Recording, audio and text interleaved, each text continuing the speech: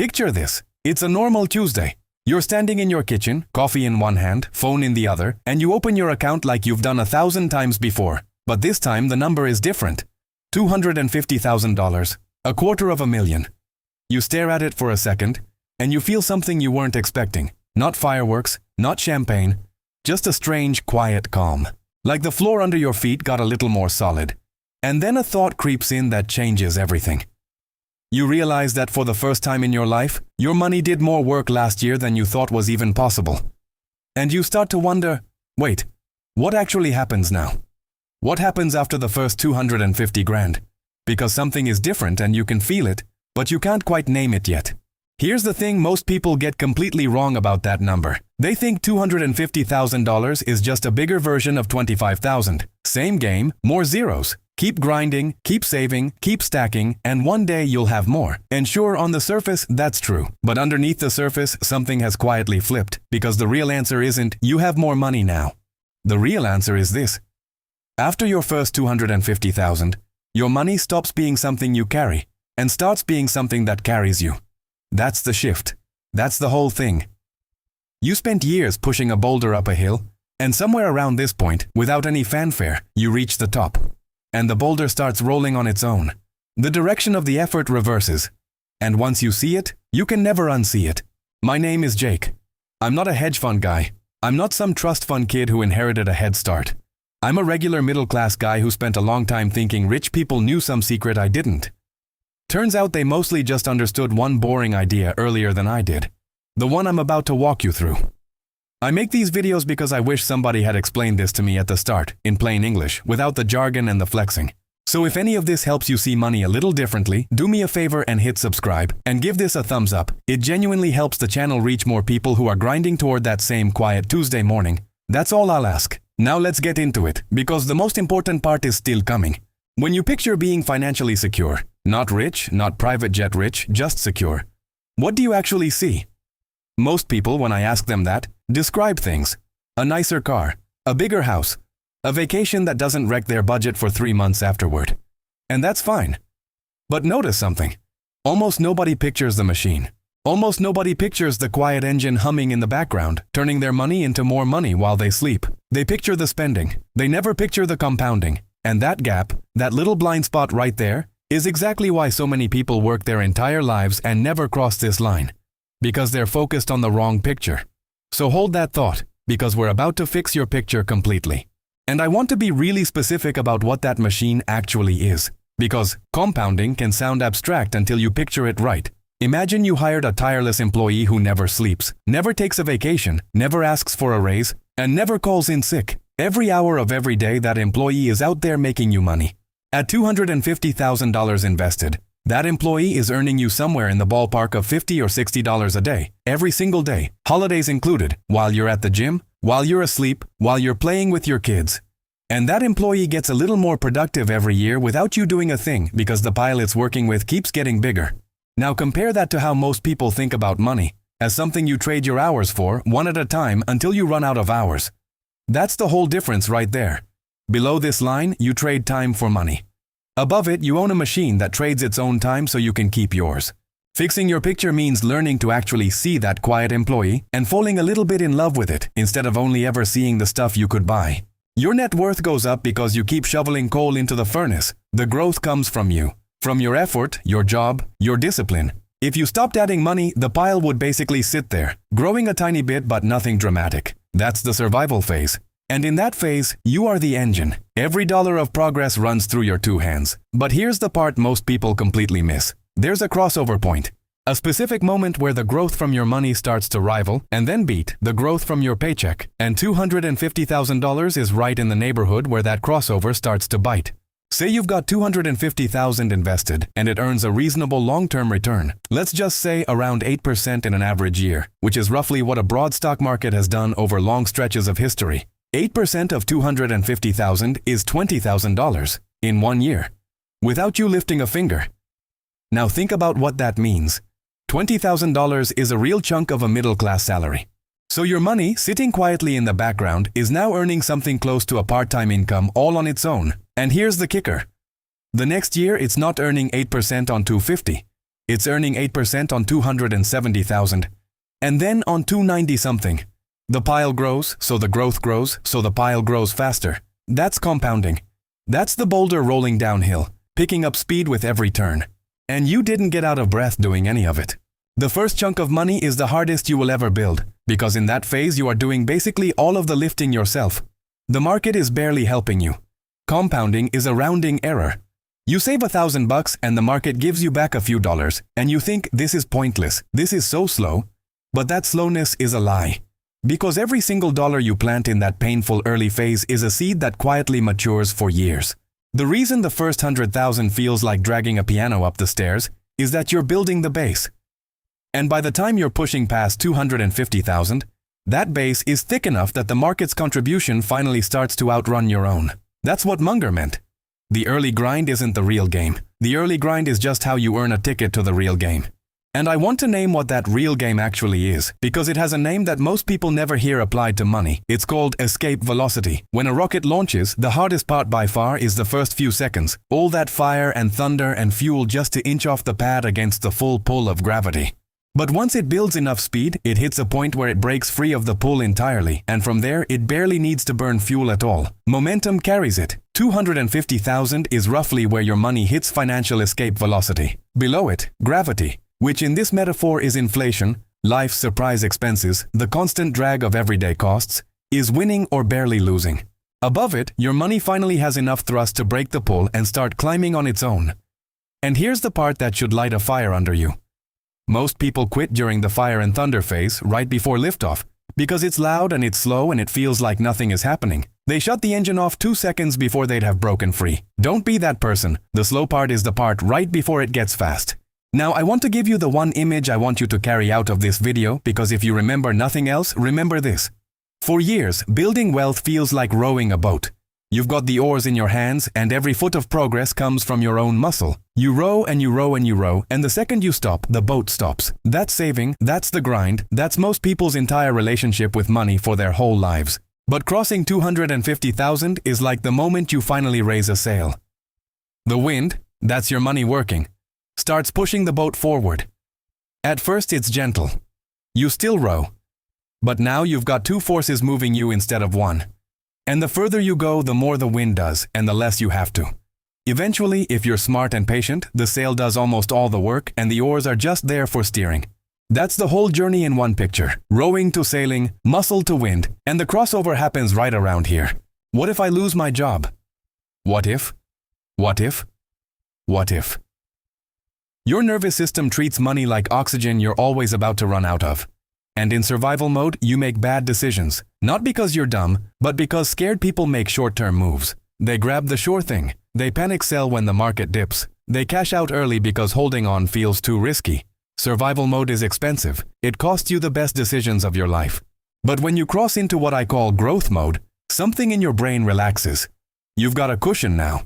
A buffer between you and disaster. And from that calmer place, you finally start making the patient, long-range decisions that actually build wealth. The money didn't just change your account. It changed the part of your brain that makes the calls.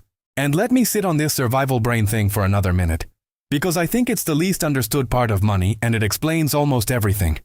When your brain believes resources are scarce, it literally narrows. Researchers have studied what scarcity does to the mind, and the findings are honestly a little scary. When people are stressed about money, their ability to think clearly, to plan long-term, to make good decisions, it measurably drops, almost like their available mental bandwidth gets eaten alive by the constant background worry. In one line of research, being under real financial pressure impaired people's problem-solving as much as losing a full night of sleep. Think about what that means. Being broke doesn't just cost you money.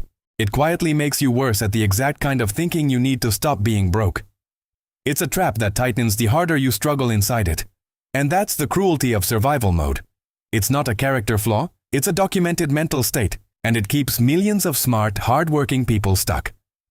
But here's the flip side, and this is the hopeful part. The moment you build enough of a cushion to switch that alarm off, all that stolen bandwidth comes flooding back. You get your clear head returned to you, and a clear head is worth more than the cushion itself.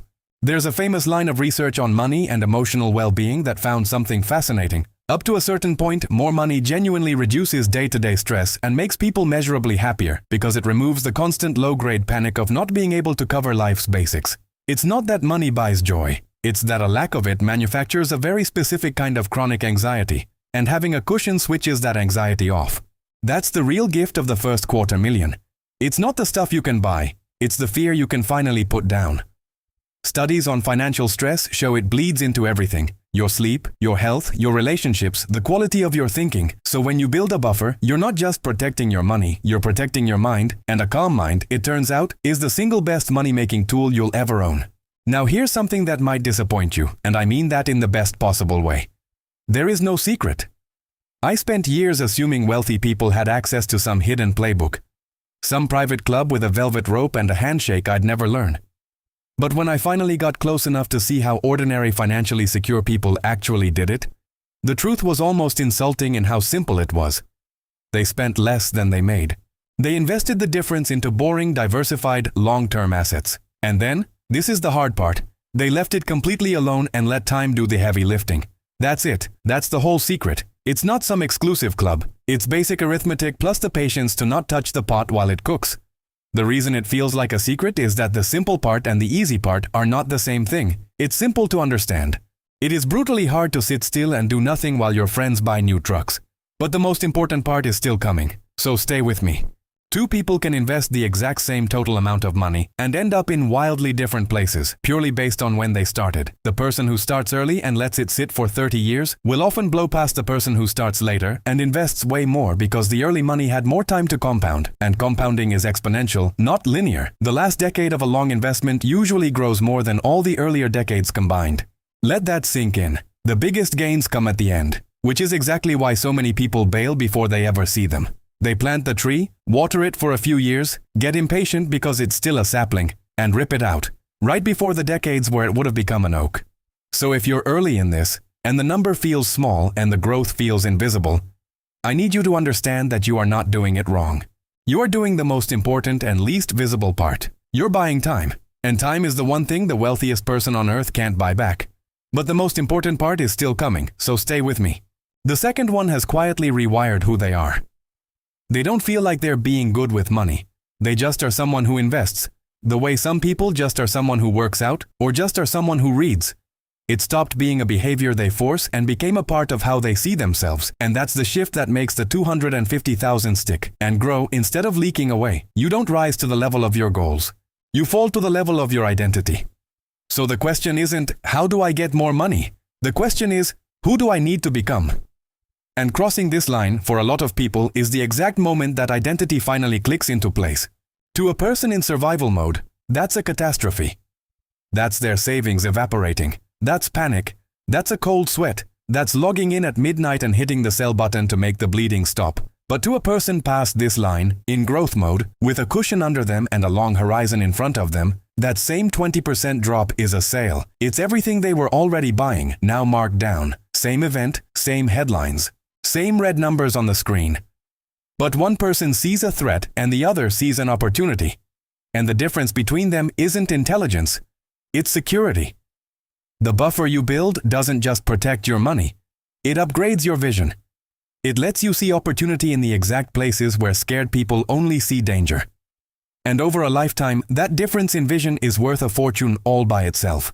And this brings me to the mistake I see absolutely everywhere, the one that keeps people stuck for decades. People obsess over the small stuff and bleed out on the big stuff. They'll spend 20 minutes agonizing over a $4 coffee, feeling guilty, tracking every latte like it's the thing standing between them and freedom.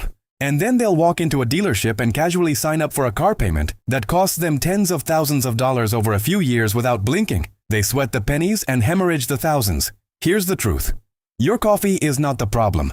Your morning treat is not why you're not rich. The big three, where you live, what you drive, and how you handle your biggest recurring costs, those are the levers that actually move your future. Get those three roughly right, and the small stuff barely matters. Get those three wrong, and no amount of skipping lattes will ever save you. So stop staring at the pennies. Turn around and look at the big rocks. That's where the game is won or lost. And let me give you a simple way to think about it. Before you cross this line, protect the machine at all costs. Meaning don't let a lifestyle upgrade eat the very money that's supposed to be building your future. The most dangerous phrase in personal finance is, "I deserve it," because it usually shows up right when you get a raise, and it whispers that now that you make more, you should spend more. That's called lifestyle creep, and it's the single most common reason people earn great money their whole lives and still never build wealth. They give themselves a raise in spending every time they get a raise in pay. So the gap between what they make and what they keep never grows. The people who cross this line do the opposite.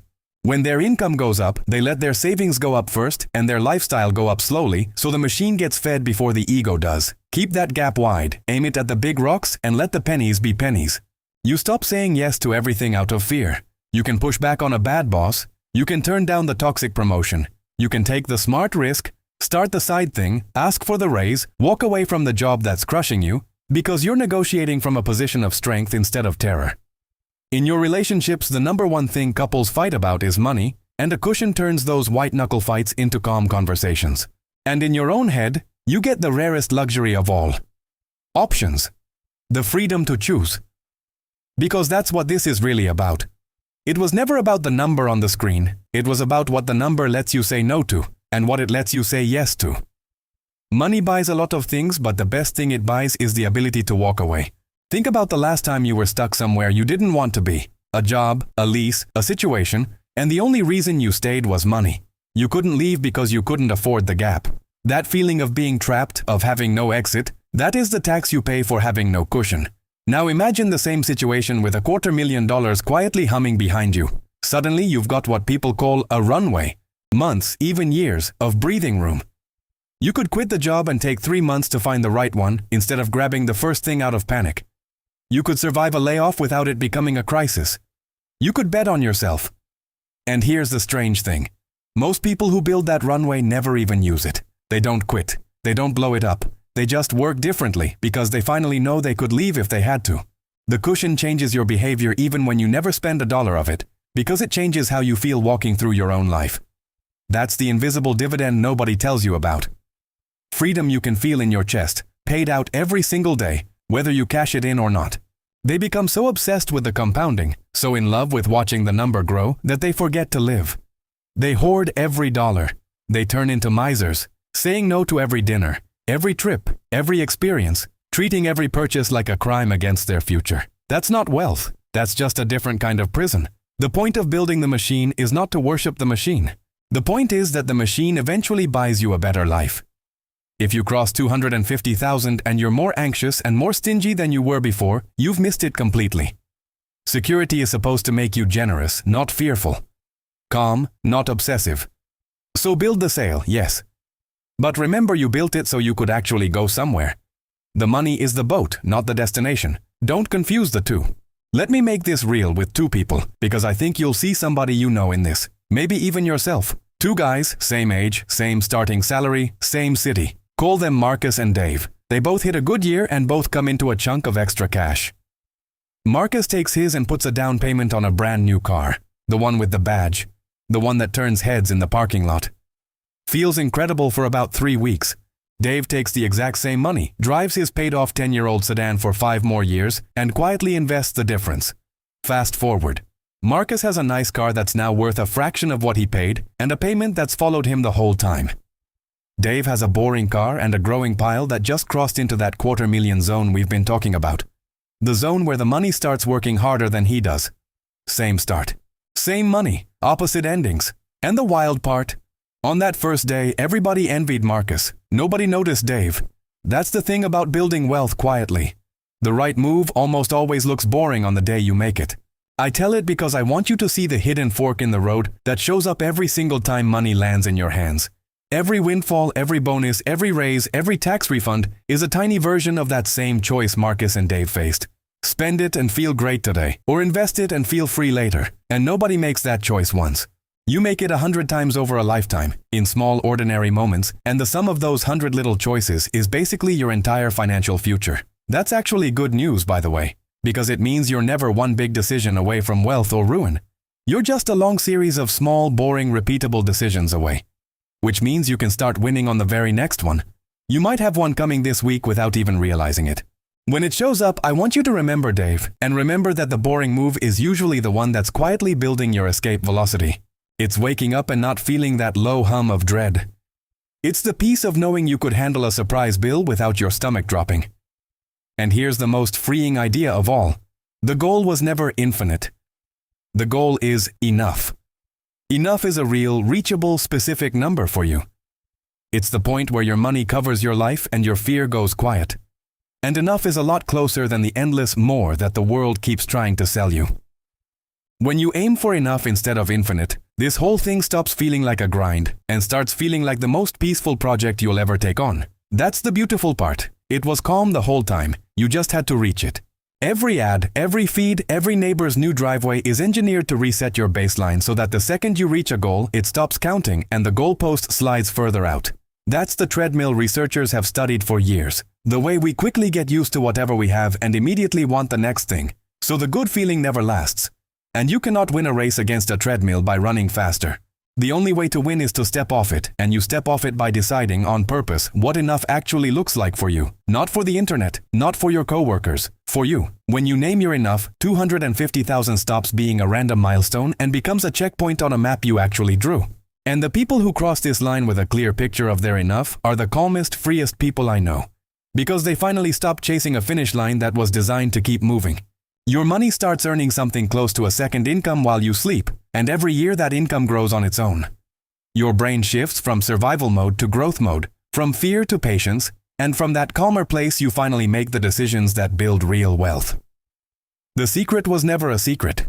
It was spending less than you earn, investing the difference in boring long-term assets, and having the patience to leave it alone.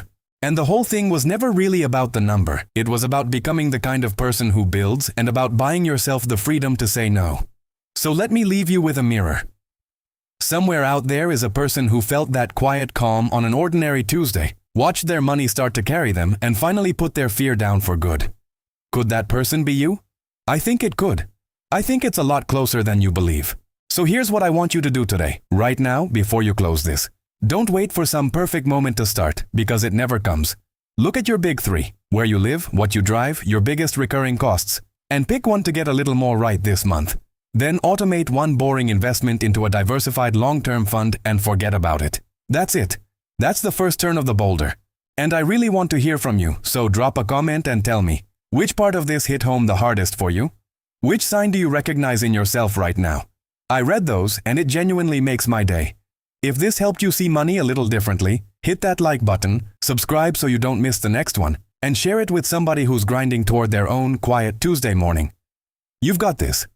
I really believe that. I'm Jake. I'll see you in the next one.